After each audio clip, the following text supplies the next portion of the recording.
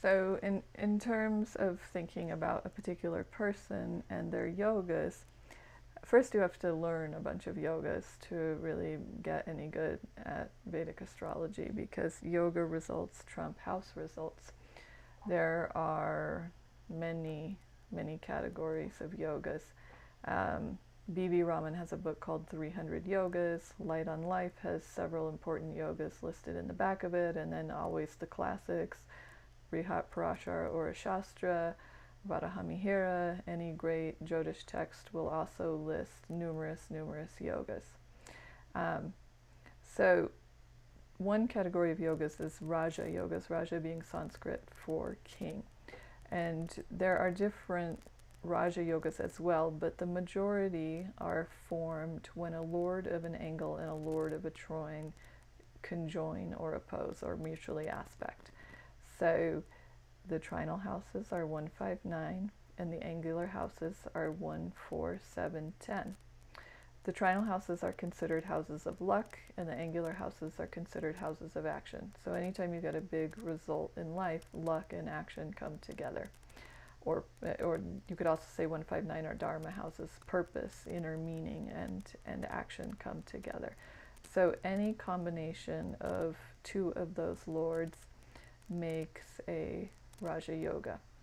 The more yogas you have, like anything, they don't build linearly, they build exponentially. So the more yogas you have, particularly if they involve strong planets, the greater value those yogas are.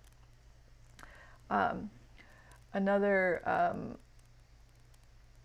less well-known wealth yoga is Vasumat yoga, in which all benefics are in Upachaya houses as counted from the moon. This is Mark Zuckerberg. So when we start wanting to know why Mark Zuckerberg is a billionaire, we are, you have 9 planets, so why are some people billionaires and some people with a similar arrangement wouldn't be a billionaire? One yoga he does have is that all benefics, Jupiter, Venus, and Mercury, are in Upachayas as counted from his moon. So another yoga he has is Chandramangala yoga, which is Moon and Mars conjoined, which is another wealth-producing yoga. So these digging for yogas starts to become important when you really want to assess what someone may be able to accomplish. There are knowledge yogas and things like that too. So networking yogas, knowledge yogas, Hamsa yoga, Saraswati yoga, etc., etc. So Raja yogas tend to give power and success, and that doesn't always come with money, but it tends to come with money. Another category of yogas is called Dhana yogas, which are wealth-producing combinations. And those, there are many categories of those. One is any combination of the lords of 1, 2, 5, 9, 11 produces a Dhana yoga.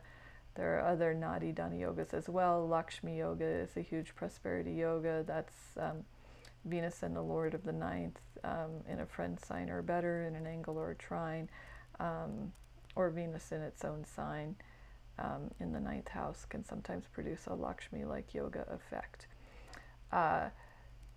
So when it comes to analyzing Mark Zuckerberg's horoscope for wealth, we see that he has Chandramangala yoga, he has Vasumat yoga, he also has the Lord of the 5th in its own sign, the 5th being a Punya house, a house of luck. This makes a Hamsa yoga, which is a yoga for both knowledge and luck. He has also numerous yogas on this axis.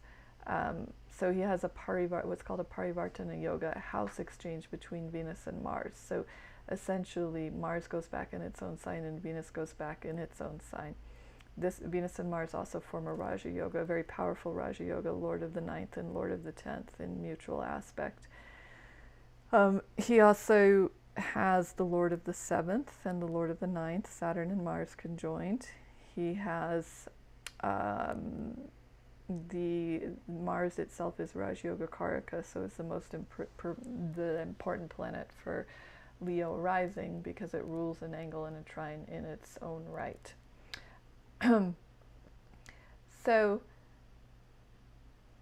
those are just a few of the yogas that he has, but it relates to this issue of planetary strength as well. So, like Donald Trump, Mark Zuckerberg was born on an eclipse, and like Donald Trump, he is a Leo with Sun in the 10th conjoined with Rahu, which is a kind of interesting fact because the world is becoming more and more Rahuvian, and there's perhaps nothing quite so Rahuvian as Facebook. Um, so it's interesting to see that two of the billionaires with a lot of clout in America today were both born on eclipses. What this also means is that his moon is full. So being born a full moon is considered a special auspicious blessing in Jyotish. A full or bright waxing moon, the strength of the moon determines a lot of what a person will be able to do in life. And Moon and Venus opposition is also actually another Dana Yoga. So he has 3 retrograde planets. Saturn is retrograde and exalted. Mars is retrograde and in a Parivartana Yoga, and Jupiter is retrograde and in its own sign, plus the moon is full.